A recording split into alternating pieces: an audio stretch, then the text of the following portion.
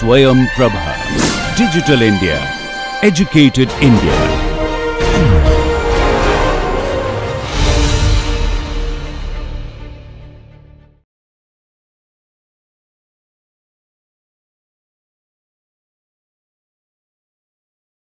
So in order to define imperfections, they don't have a special load group, load case. They are on top of everything.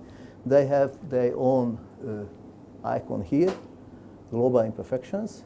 If you click on it, then we can see all these three types of the imperfections, as I mentioned. The notional loads, the initial sway, this out of verticality, and use of eigenvalues, linear buckling eigenvalues. What we will do now is the initial sway. And what can the easiest be done in Consteel is to say that in which direction we want these displacements of all of the nodes of the structure. If we want it in the plus x direction, this is the x again, the same, or in the negative x, or in the positive y, or in the negative y, obviously never to the z, because that's not a swaying direction. Or in addition, we can also say if we don't want in this global system, we can say even an angle, and then there will be any angle as we want. Now, because now we have a plane frame, obviously there's no need for any angle, and the easiest is to keep the plus x. Anyway, the wind loads were also the one which we applied in the positive x direction only, so then that can be kept as the same. From the level from where we calculate this, that distance from the reference line multiplied by the angle, this we will keep as 0. This is the 0, z equals 0 level. This is where we started to build our structure.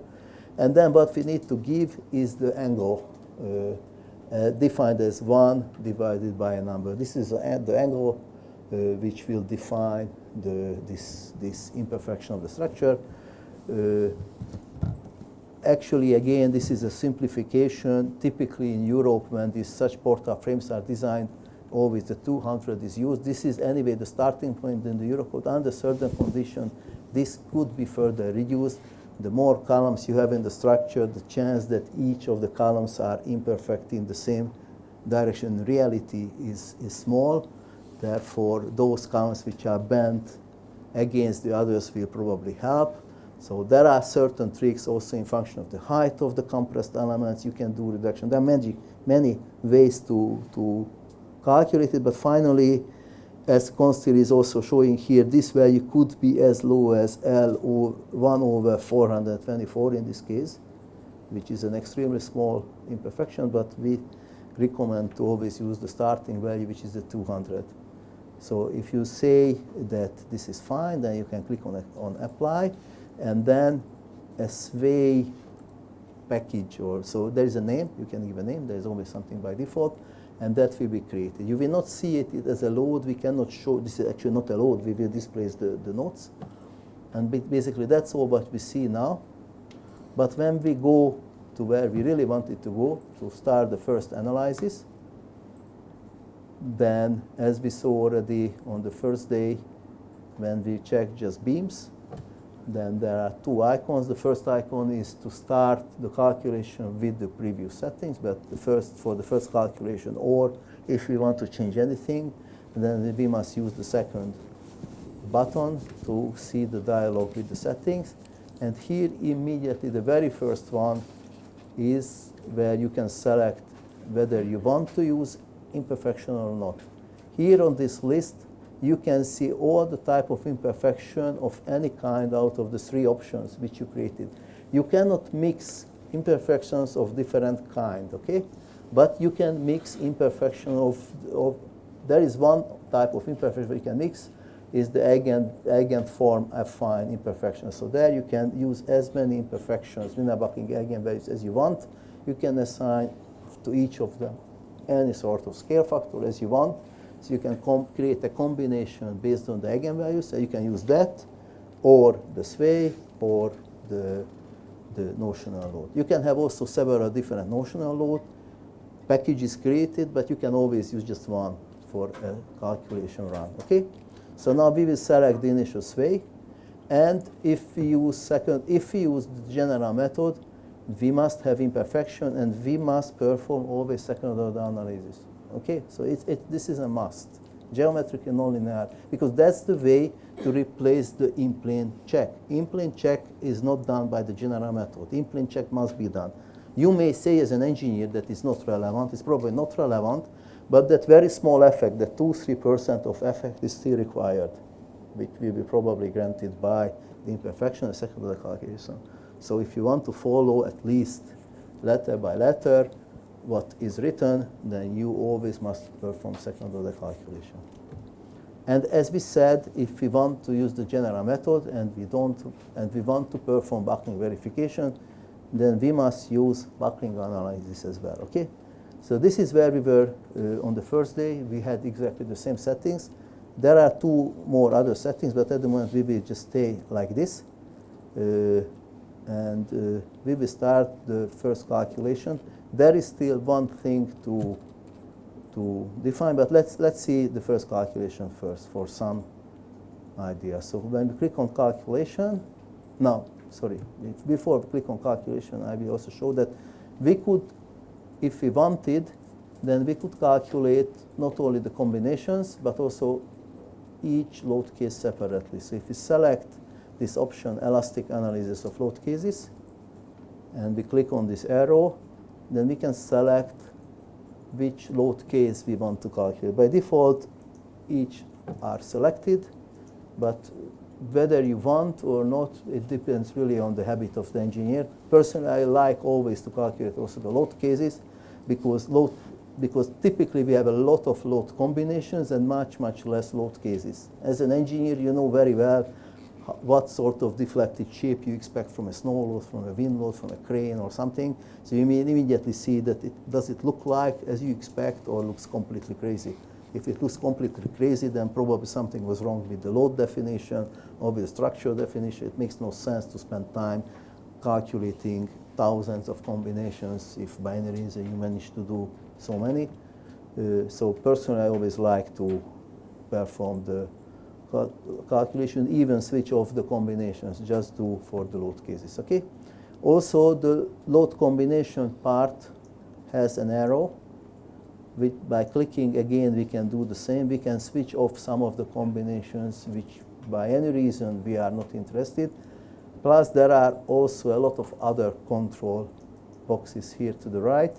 We can say that for each of the combinations, we do want first order calculation or not, in function of the definition on the first screen. So if on the first screen we globally say no second order calculation, then we cannot force a second order calculation to be performed here. But if you say on the first screen that in general we want second order calculation, this setting can be fine-tuned here. In general, yes, but specifically I want the second order for the first, for the fifth, or I don't know. And then in the third column, we can also say that if we perform linear buckling calculation, if we do, then how many eigenmodes we want to determine for the given load combination. These values are just the default values. The 20 can be anything we want, can be less or can be even more. There is also another value which I will speak to later, but at the moment I think that's enough. So now we can start the calculation. We can start the calculation also from this screen or also from the other screen, doesn't matter. So when we start the calculation, then there might be several messages, like we also have here. We have always, typically for the messages, there are errors and warnings. If it's an error, then it's written in an error. So here it is said that for the load case 1 and the same for load case 2, something is visible related to the eigenvalues that we calculated. I will show later. Just I hope I will not forget, but now it's better not to come into this. Okay, so now let's close this at the moment. Show this better representation because it looks everything much nicer. As I asked for the calculation of the load cases as well, here we can see all the load cases which are selected. This time these were all. And below as ultimate, and again, it's a bit unlogical in this case because anyway we have ULS other here. but based on the Eurocode logic, there might be different type of ULS combination. That's why these are grouped by the nature. We can see here, if we open this group, then we can see also all the 4 load combinations which we have. So finally, we have results for the load for 4 load cases, and we have results for the 4 load combinations, and in addition, for the load combination, we can also create the envelopes of the different results. Okay, but now let's see first the deflected shape from that load. It looks probably nice. There is something what is visible already here. It's something what personally I don't like that much. The size of the section is extremely small at the ridge, and as you see from the deflected shape, basically it behaves like it was a hinge. So actually this frame acts like a frame with 3 hinges, 2 at the bases, which are really hinges, and this one there is not a hinge, but it's a very weak something. If we look to the bending moment diagrams, then what we can expect, that there will be almost 0. You see, it's not 0, but 1.26. So also from the bending moment diagram, it's visible that all the bending moment is here at the knee. The knee is very much stressed, and the structure is if it was made from 2L shapes. So that's the dead load. Go back to deflected shape. The roof live load is the same. It just has a different magnitude. And then for the wind, we have the first load case where we have the internal pressure was negative, and then the other, when the internal pressure was positive, visibly there is more suction of the rafter to the top. So these are the 4 load cases. They seem to be fine. So we can go to the different load combinations. Also for the load combinations, we can see, for example, bending moment diagrams separately for each 4, or we can ask for an envelope of all of them. Anytime when we are approaching the structure with the mouse, then we can see numbers. But you can see in addition that not at equal distances we have these lines, and also the values are at each line. These lines, where we see the lines, these are the end and the start points of the finite elements. We didn't say anything about finite elements. Finite elements were created automatically. If we want to see what is the finite element mesh, then we can come to the finite element screen here, and then we can even see with dots which are the finite elements which were created. Of course, sometimes there are some not very nice finite elements, something very short. If 2 nodes are getting extremely close to each other, Consteel will automatically merge them. We have also the possibility to set some of these settings, I don't know, where somewhere here, to give indications about that. Okay? So now come back to analysis results. So, but at any of the location we come close with the mouse, then we can see the actual value at that position. Also the positive and the negative value. If there are, in case of an envelope, there might be 2 values. There are always 2 values: the maximum and the minimum. Okay. So these are the internal forces. Although Consteel is a nice software with warping and such, which is meant to be represented by the B as internal force, sadly there is nothing, because we just applied in-plane loads. For example, even for an in-plane frame, beauty, everything, if we were deciding to perform for the out-of-plane buckling verification, not the general method, but if we wanted to apply imperfections out of plane, then we would have immediately also bi-moments and all the craziness to start with. Typically, people don't do that, therefore they are not even aware that this exists. Okay, so at the moment we have only those type of internal forces which are calculated by any type of software. Okay, now if we can see also the second order effects. Let's see if my judgment that is not very relevant was valid or not. We can also at any of the points when we are there, we can press the right mouse button and we can set a marker, and then this flag will remain there and the value will remain readable. So let's put such a flag at the two values here, 3, 4, and let's remember how much first 3, 4. I can even make a screenshot, just give the chance to compare first and second order things. So first order without imperfection, second order is geometric and nonlinear with imperfection. No, yes, in this case, yes. In this case, yes. Yes, because we move. It depends on the nature of the imperfection. But as you can see, the first order was 3, 4, 3, 7. Second order is 4, 4, 4. And on the other side was 481, and the second is 491. So it's really, the increase is almost nothing. But if we want to be precise, then it should be done. Okay? Now these are those type of results which are given by any type of software, but Consteel does more because we selected the buckling values as well. So because of that, we have also the buckling results available here. And now if we check to the buckling results, then as I said, we perform the buckling verification for each of the load combinations which we had, and we give the instruction to calculate 20 buckling modes for each. There was another instruction which I didn't say now, but now I want to turn back, just quickly show to you what was the other instruction. So the first instruction was to calculate 20 modes for each combination. The second instruction was that I want to reach an upper limit of the load multiplier. Here, this was set as 20. This is simply because of a recommendation of the Eurocode, but again, as such, it has nothing to do with that it's Eurocode or not Eurocode, it's mechanics. If the alpha critical or gamma E is very low, then it will have a very significant amplification effect when we perform a second order calculation. Or even if we don't do, we just remember that it must be done, and we do a sort of manual consideration of the effect. This was mentioned on the first week. This is the heart of all the buckling verification. The first order calculation must be amplified by a formula or by performing a computer calculation. If the load multiplier is less than 1, that means that it's end of the game, so it doesn't work, it will fail immediately. So you don't need to do cross-section check.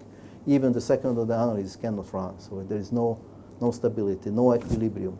If the alpha critical is 1, then there is already equilibrium. No, there is still no. If it is a bit bigger than 1, then theoretically there is an equilibrium, but the amplification is infinitely high. So practically it's not a solution. And as this alpha critical by Consteel or gamma E by, as we introduced here on this training, it's as a naming more corresponding to the American terminology. As this alpha critical value gets higher and higher and higher, its amplification effect gets lower and lower and lower.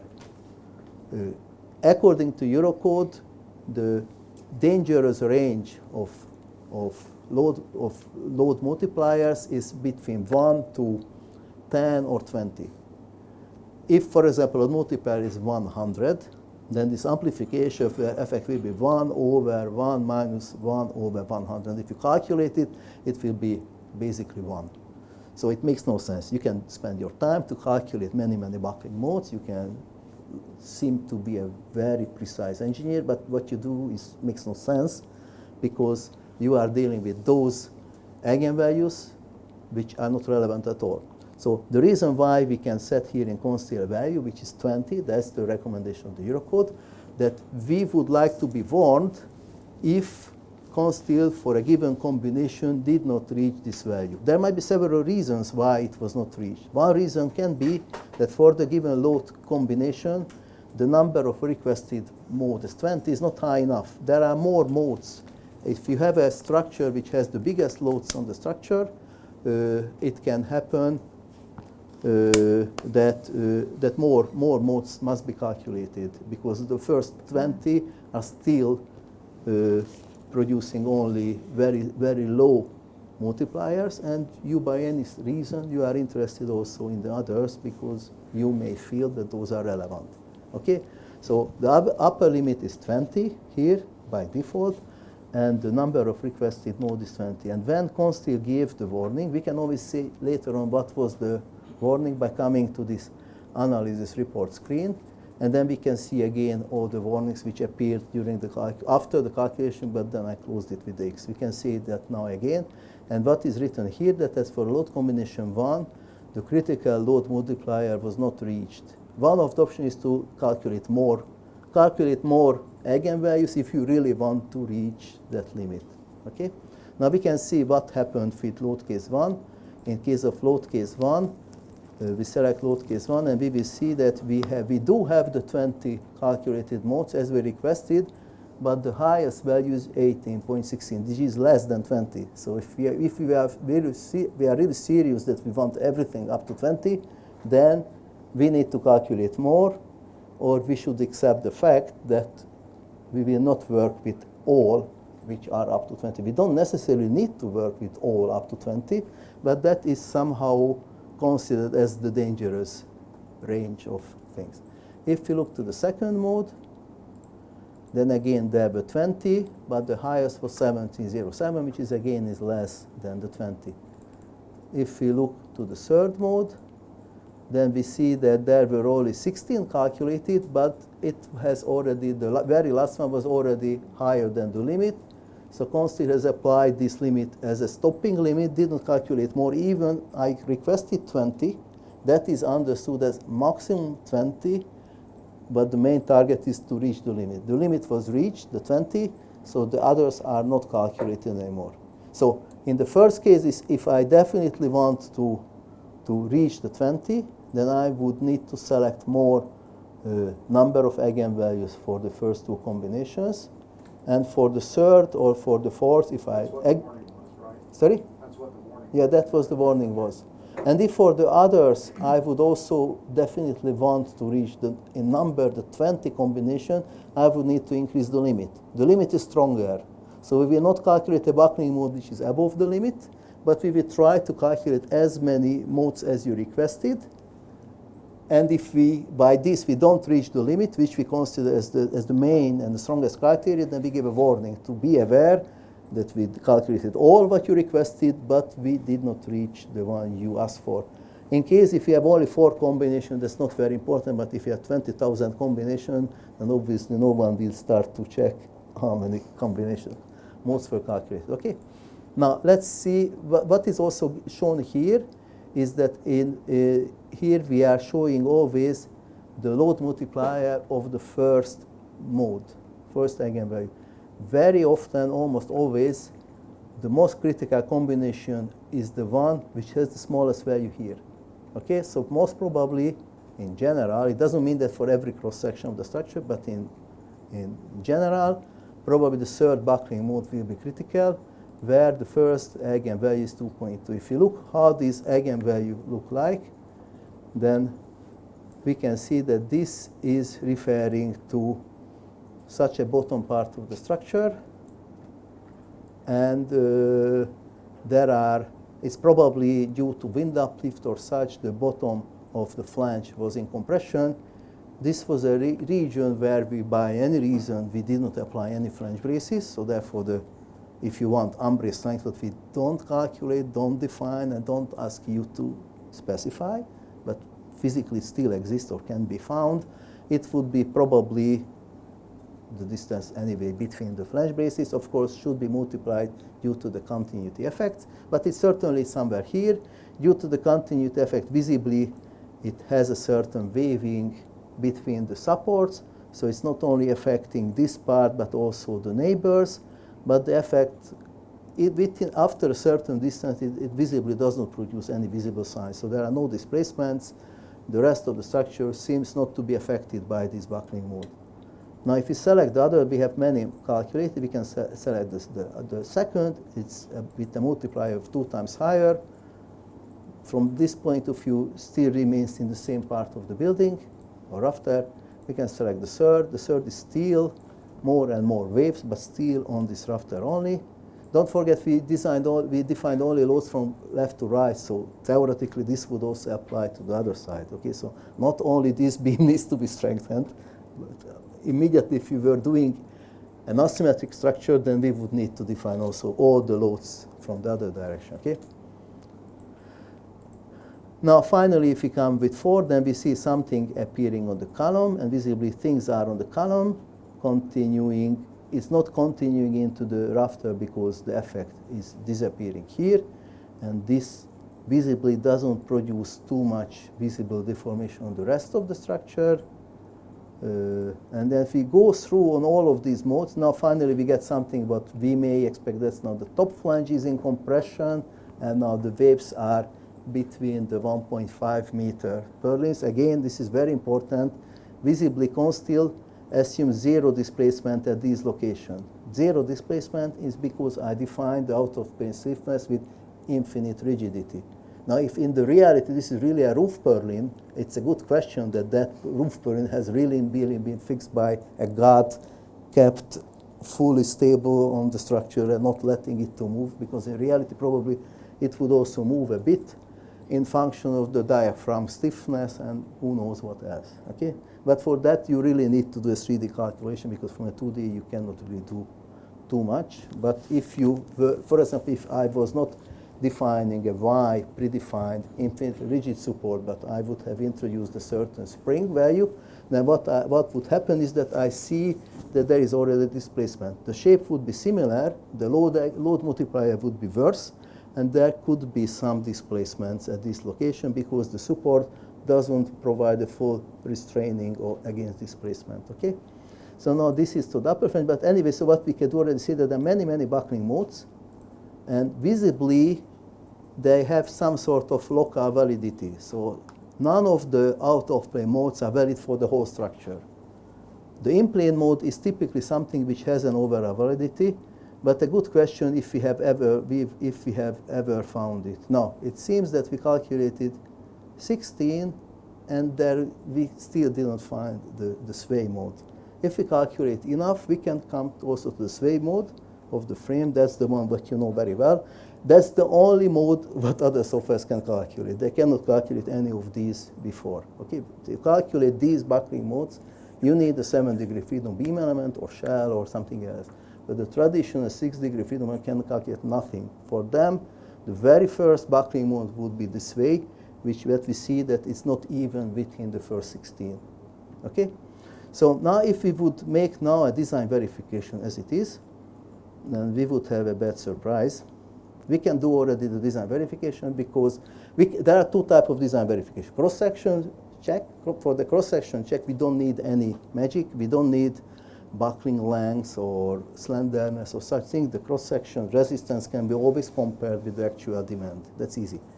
In addition, if we want to make the necessary reduction as a function of the slenderness, then we must activate also the buckling verification. We can activate the buckling verification only if we performed previously buckling analysis. So if we have this sort of things, okay? So now if we go to perform the global check, then we need to go to the next tab page after analysis. Again, usually following the same way, it has the same logic. If we know everything is already preset, then we can go directly to the calculation. If we haven't set anything yet, then we can select the appropriate symbol. The reason why you have 2 different colors is that by Eurocode concept, there are 2 types of main limit states. One is the ultimate limit state. These are what is abbreviated as ULS. These are for the strength verification, and there is another which is called SLS, serviceability limiting. That's for the deformation, deflection, serviceability, frequency, this sort of verification. Okay. So now we will go to the settings of the ultimate limit state. And here we can see all those combinations which we had. There is here a summary which shows that for the given combination, which type of analysis results are available. If by any reason we said that we don't want for first order calculation for any of them, then we will see a red cross there. If we asked to perform and it was possible to perform, then we will see a red cross. It can also happen that for some of the combinations, although I requested a second order calculation to be performed, but if the alpha critical becomes less, it cannot be done. So in that case, there will be a warning after the calculation that be careful for combination 92, 200, I don't know, second order calculation was not possible. But here we will see immediately another info about that. We will see a red cross in the line of those combinations for which second order is not available. Now, this might be not available because you requested not to even perform it, or you may have requested it, but it was not possible to do, okay? Doesn't matter what was the reason. What is important that that result is not available. And then you can also say that in general, you want to limit by any reason all your verifications to the first order results, regardless of a second order was done or not, or you want to take benefit of always the highest available, because probably that's the one which is more precise. So if for a combination the second order was not possible to do, at least you get results from the corresponding first, okay? And then there are these two types of main control box. Just simply perform cross-section check. If you perform cross-section check, AIC formulas don't really mention cross-section design. Eurocode has it, and your Indian standard also has cross-section design. AIC doesn't have. It always believes that we are designing structures, not just artificial cross-sections. So if you do a cross-section check by this concept, we will set the slenderness equal to 0. And then formally we perform the buckling calculation, which will result no reduction at all. So this is a sort of conversion of the member design into a cross-section design based on the concept of AISC, okay? Based on Eurocode and Indian standard, these are definitely two different types of calculations you can perform. So you can select to perform cross-section check, and if you had linear buckling analysis performed, then you can also, in addition, select the buckling check. And then there are several other selection possibilities, because I will show when we see the bad surprise. There are here other type of values here. There is here something which I recommend not to touch too much. As I said at the very beginning, the AISC version of Consteel is in a very heavy experimental phase. There were different phases of implementing different type of things. In theory, the 2010 edition of AISC 360 is implemented both as an LRFD and as an ASD option. In many countries, this edition, although it's already more than 12 years, 14 years old, it's still in use, I think in many Arab countries also, which have officially adopted the AISC as the national standard, and probably also in many South American countries. So it's not that old as it seems to be, but there are those. And then we have nominated as 16, but it's not perfectly a 16. This is in some sense contains some modifications also from the 22 edition, some of the things which are not even appearing even in the forthcoming 27 edition. So this is a sort of what we explain here, this sort of concept, okay? So don't touch it, just keep as it. And now when we do the calculation, then the calculation is performed, and what we will see is that we have huge red boxes everywhere, which is not very nice if we understand that this structure used to work with by the original design, although, as Professor White mentioned, we will have 2-3% overstress. That's a bit more. It's 128. Then let's try to understand what happened. Now, when we show the results, then we will see here by colors a summary of all, at each cross-section, the worst of the different type of limit states. AISC calls these as limit state, those which are introduced in different chapters: design for compression, design for flexure, design for shear, and all these things. These are limit states by AISC concept. By Eurocode concept, limit states are the ultimate limit state for strength combination and the strength verification, and SLS for serviceability. By AISC, limit states are these different type of individual checks. Now, if I want to, I'm interested not in the envelope of them, but in any sort of specific limit state, like for example, design for flexure, then I can select that, and now all the results are limited to chapter F produced results. Now the numbers are a bit better, but they are still much higher than they should be. If we run with the cursor all around, then we also see with a clear percentage what is the actual utilization ratio. utilization, if it's more than 100%, that means that the resistance is less than the demand. So the structure is weak, must be strengthened. There is also an explanation here for the colors here on the right side. Everything what is red, that means that it has at least 10% overstress. Okay? Now, the values what we can find on the screen, again, it works the same way. Anywhere I can stop, click the right button, put a marker, and then it will remain there. If I want to remove, I need to find the same location again, come back, and remove marker. Each point can be found by the mouse here on the screen, but in addition, each of the points are also listed in the table below. So the results are the same. Doesn't matter where I am. Either I select a point here or I find the appropriate in the table. They refer to the same point and to the same result.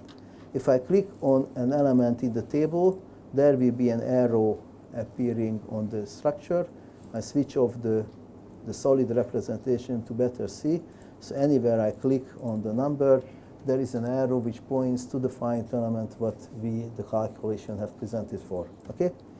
So now, for example, it's even from this is clearly visible that the problem is here in this corner zone. So let's try to see what are really the details of the calculation. Here we just see, we don't see any detail. We don't see what was the slenderness, what are the different factors and such. We just see that it's probably not good.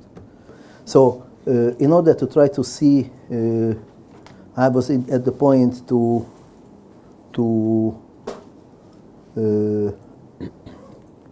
select a point on the column.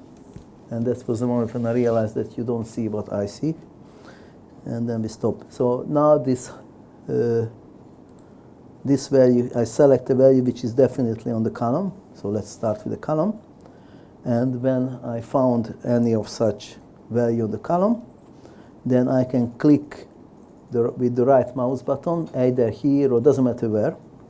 And there is such a floating menu appearing where the first command is called calculate section. If you click on it, then an integrated module of Consteel will start, which gives those things what we saw at the very beginning on the very first day when we saw the areas, the inertias, and all these different parameters of the cross-section once we created it. This is that module of Consteel which is basically doing the real calculations. So the other is just the user interface, and this is the one which is doing the real stress calculations and design verifications, and also the cross-section property calculations, by finite element calculation and such. So now I called that cross-section.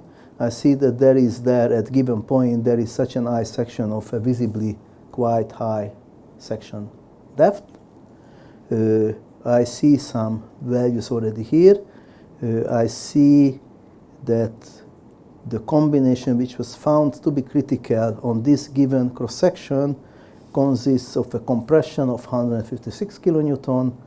There is a shear force of 126 kilonewton, and there is a major axis bending moment of 460 kilonewton. If by any reason I would want, because I have a good feeling that maybe not this but another would be more relevant, I can see here all the combinations, both as it's the first order results and also the second order results, the internal forces at this given point which I selected. Okay, but there is no reason for us to change that. Consteel has selected most relevant in this cross-section, and that is marked with the sign. So we see here the internal forces which are coming from the load combination 2 and second order result. This is repeated also here on the right side, load combination 2, second order. What is given in addition is that we saw that it was red. So at that given point, the utilization is 122.9%, which is more than 100, therefore not very good. It is even clearly mentioned that this is not adequate. And we mentioned that what is the dominant, we should better not rate case but limit state. So this is according to the chapter H of the combined normal force and bending moment. As we might expect, on the column we have compression and major axis bending moment. So probably always the dominant verification is the interaction of these two. And more specifically, chapter H1 double and single symmetric member subject to flexure and axial force. That was the problematic part. And then we see also all the different type of verification which were performed. So regarding flexure, we see only the weak axis flexure. We see only results for the weak axis flexure buckling. The critical one, critical direction, we may have in plane, out of plane, and torsional. So there are several type of failure modes in chapter E. Traditional engine would calculate all three and take the smallest to continue with. Now in Consteel, in plane is handled by the second order calculation. Anyway, we limit our verifications by the general method to the out of plane, and whether this is flexural or torsional, that is judged by Consteel based on the assigned again mode, which clearly shows the deformation, what is expected. So that's why we see the only out of plane, because Consteel believes that this is clearly subject to a weak axis flexural buckling. So that is the one which gives the smallest strength. And just purely from compression point of view, the utilization is 20%, so it doesn't cause, it's low. That's why I'm saying typically in a portafair column, compression is on the column is around 20% from compression, and another 80-90% is from bending moment, major axis bending moment. And then we see also different results here, and what we see that there is a certain lambda OP calculated 0.63 for this column. Okay, and the alpha critical was 2.93.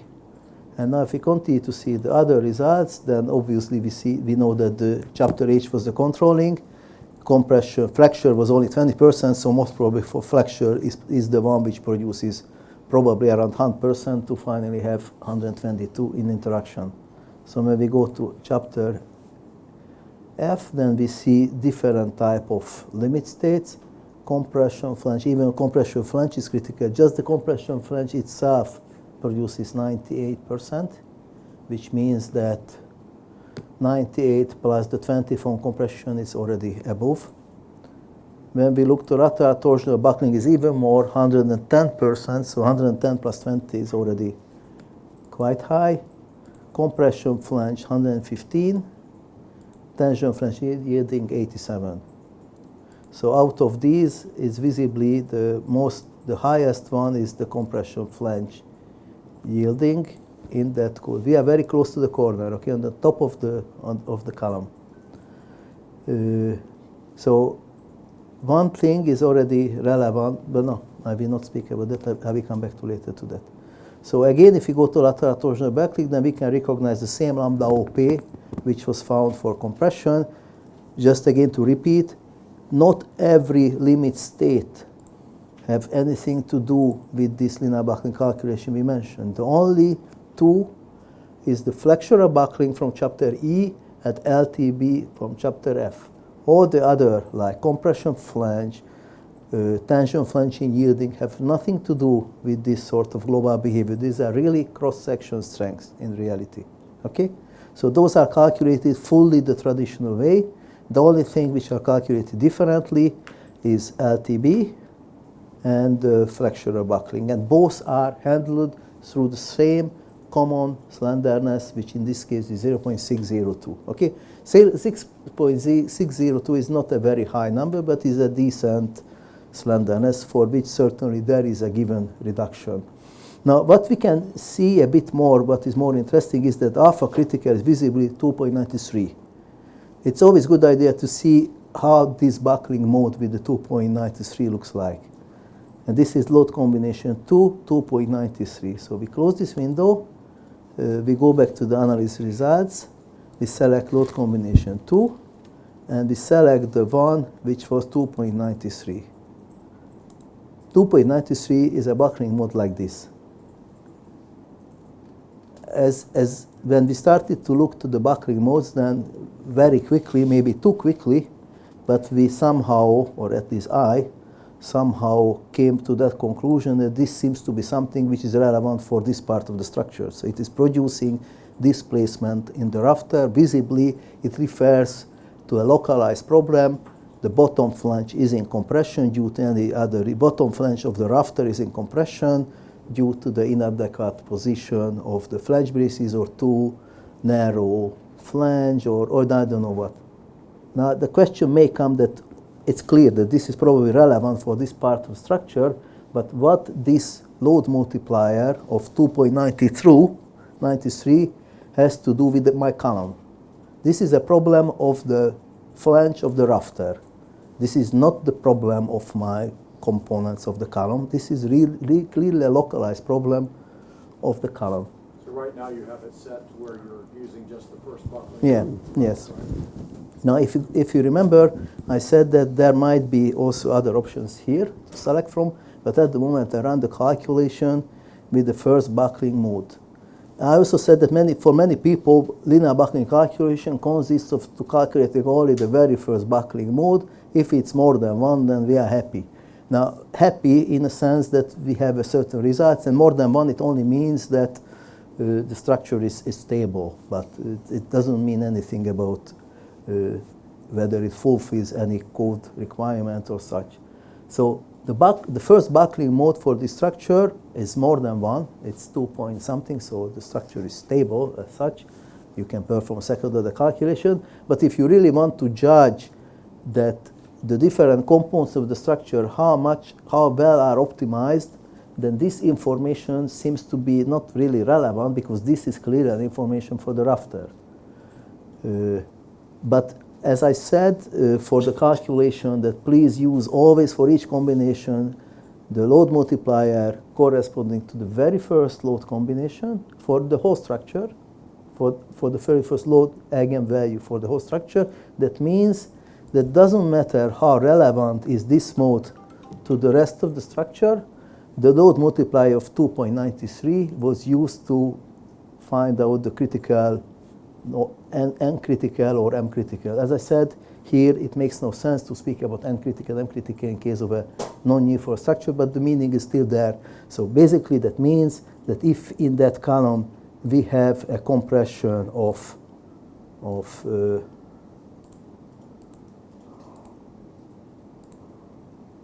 compression of 150 kilonewton, then 2.93 times of this compression is believed to be the N critical value, which is probably completely wrong because this load multiplier is not corresponding to this part.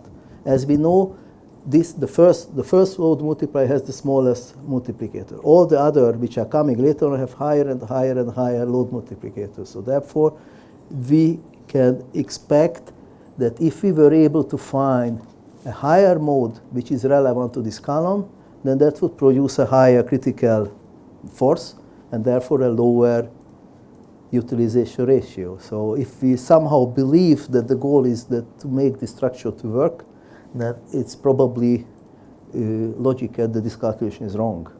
Because at the moment it is using this first mode as an overall parameter for the whole structure, instead of just using it locally for that part of the rafter, at which probably is something that makes sense. Now, if we try to look for other values, then very quickly may come to this one, which is visibly something related to the column. It already has a somewhat higher value. Instead of 293, it has a value of 3.28. In Consteel, I have the choice to select manually any buckling mode instead of the first. So for this, I select this one, I click with the right mouse button, and I say, select eigenvalue for design. If I say this, I need to come back to the global checks, and now I have the chance to not use the first only, but I can select the selected eigenvalue option, and that means that now, again for the whole structure, for combination number 2, not the first will be used, but the second. Again, probably the second is again wrong, but at least good for the column, because it's something visibly around the column. Again, to use that for the whole structure is probably wrong again, but at least for the column, it's something which makes more sense. Now, if I run the calculation again I see that things haven't happened so much better, but at least we can come to flexure. Again, we can try to find the value, which is still 115.1. Don't be misled. The critical check from chapter F was not LTB, it was compression flange. What I did now, assigning a different buckling mode changes nothing about the strength of the very flimsy flange, okay? So no surprise.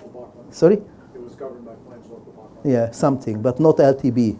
So even if I was hopefully now able to assign the right buckling mode to derive a correct slenderness, the overall utilization will not change because not LTB was the governing. But at least let's look to inside. Now here we see that the 3.828 appears here. So this was used for the calculation of the column. And if we go to flexure and back to LTB, then now we see a slightly smaller. This is still not very nice value, but it's another value. Okay?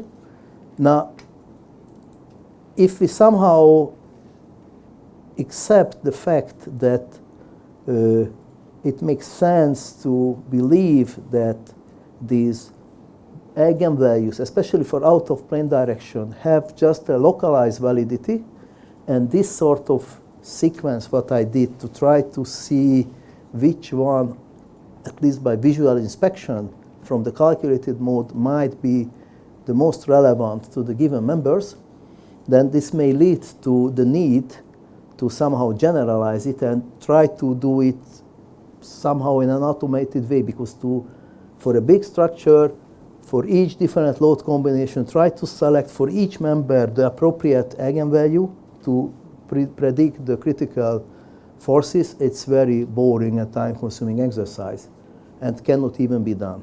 But before we go there, there is another subject. The point I selected for this verification is a point inside the box zone. So if maybe it's not very visible here, but if I just draw this sort of verification, you see that this cross-section where I had in overstress, significant one, this is inside of this box in the connection. Very typically, so don't forget we are using a beam element. The beam element believes that it has a certain cross-section and it goes up and down with this cross-section. Once we reach a region where there is a junction of the beam and the column, we may still draw a line and say that this is still my column, this is still my beam, but actually in reality there is already something welded to bolted or something connected to that, so that beam cannot behave like anymore as a beam. It's inside of a component. It's not a beam anymore. If we remember how the connection design is made, at least by Eurocode, but probably even by any serious calculation, even if, for example, you have here in reality a bolted connection, for example, here on the rafter, which has nothing to the column, in order to calculate the strength of that connection, first of all, it's one thing that you put many, many bolts. The bolts can maybe transfer a huge amount of tension force, but it's also important that there should be enough compression resistance in your connection to take the same amount of tension as compression. And that compression will be, so typically the tension will be on the top flange, the bottom will be in compression. This will press, so the stress is here, we press into the column. And if we have two weak webs there, no stiffeners, nothing in reality there, then doesn't matter how many bolts you put there, you cannot take into account more tension force in the bolts than the equivalent in compression you can take, but because you can keep an equilibrium. So the connection design of this bolted connection, even if it's somewhere away from the column, it requires to consider this whole conjunction, this whole region together as an integrated calculation. So if you perform by Eurocode, I think that part is not implemented in the Indian standard, part 8, this component method of the Eurocode. That's quite a complicated calculation method, but certainly every sort of element what is there in the region is considered as a component. You can calculate its strength and also its stiffness.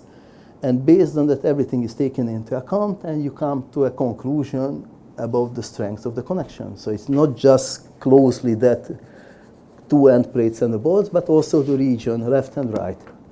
If you perform a calculation by finite element calculation, there is recently a software which became very famous. It's called Ideostatica Connection.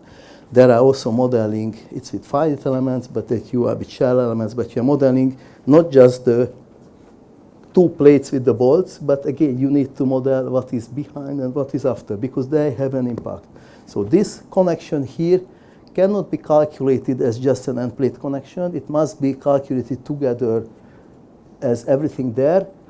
And on the other hand, this is certainly not a beam problem anymore. So therefore, it's common practice to say that for each of these situations, when we are already with our beam model, we are inside of this compound, then to say to the software, or if you do it by hand, then to yourself, that inside of this component, you will not want to design the sections anymore as a beam or a column, because this is a much more complex problem of the connection. You solve the connection problem somehow, hopefully you are able to solve, and regarding your beam element-based design, you stop considering connections once you reach this boundary of the connection, of the corner zone, and the same is valid also for the column and the beam. Now in Consteel, for this, we have a functionality. Just in first step, we will go step by step more into that. That's the so-called frame corner wizard. It can be activated by the frame corner wizard.